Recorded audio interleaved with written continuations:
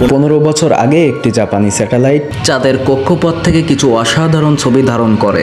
অসংখ্য উল্কাপাতের গর্তের মাঝে দেখা যায় এক আশ্চর্য অন্ধকার গহ্বর, সেটি সোজা চাঁদের অভ্যন্তরে নেমে গেছে। এটা কোনো উল্কাপাতের গর্ত না, বরং এক রহস্যময় গভীর গর্ত।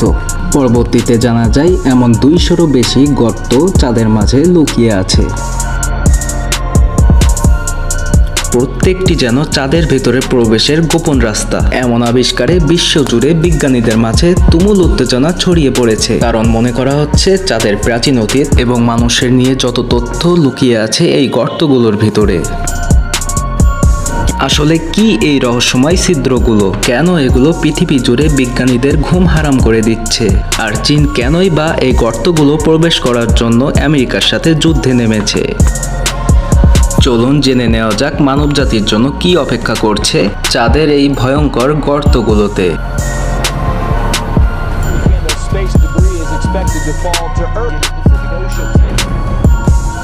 চীন সাম্প্রতিক বছরগুলোতে মহাকাশ প্রতিযোগিতায় দ্রুত শীর্ষস্থানীয় খেলোয়াড়ে পরিণত হয়েছে। তাদের নিজস্ব স্পেস স্টেশন টিয়ানগন চালু হয়েছে। সম্প্রতি চন্দ্র অভিযান চলছে। এখন তারা আমেরিকার সঙ্গে চাঁদ বিজয়ের দৌড়ে নেমেছে। 2023 সালে চীন ঘোষণা করেছে যে 2030 সালের ভিতরে তারা মানুষকে চাঁদে পাঠাবে এবং স্থায়ী ঘাঁটি তৈরি করবে।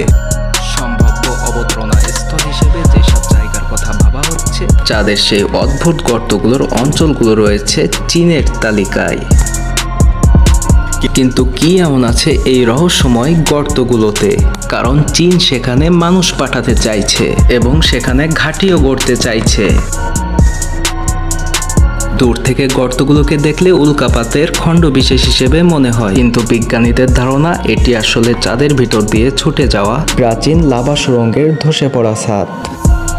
কোটি কোটি বছর আগে চাঁদের আগ্নেয়গিরির অগ্নুৎপাত হতো। গলিত লাভা সমুদ্রের মতো বয়ে গিয়ে পৃষ্ঠের নিচে গভীর সুড়ঙ্গ তৈরি করত। পরে লাভা জমে যায় এবং ভেতরে ফাঁকা চ্যানেল রয়ে যায় এবং তাকে বলা হয় লাভা টিউব। পৃথিবীতে আজও হাওয়াইয়ের মতো স্থানে লাভা টিউব দেখা যায়, যেমন কাজমোড়া গুহা, প্রায় 65 কিলোমিটার দীর্ঘ। পাশাপাশি চাঁদে থাকতে পারে মূল্যবান কিছু সম্পদও, এবং চাঁদের মাটিতে হিলিয়াম নামে এক অমূল্য সম্পদ পাওয়া যায়, যা ভবিষ্যতে পারমাণবিক শক্তির জ্বালানি হিসেবে অফুরন্ত শক্তি ব্যবহার করা যাবে। সূর্যের আলো না পৌঁছানো গভীর গুহাগুলোতে পানি বরফ আকারে জমে থাকতে পারে। তাই আমরা যদি চাঁদে এই সকল রহস্যগুলোর উদ্ঘাটন করতে পারি, তাহলে পৃথিবী থেকে আর কিছুই বহন করা লাগবে না। এখান থেকে পানি, বাতাস ও জ্বালানি নিয়ে আমরা মঙ্গল গ্রহ সহ সৌরজগতের বিভিন্ন গ্রহে পাড়ি দিতে পারবো।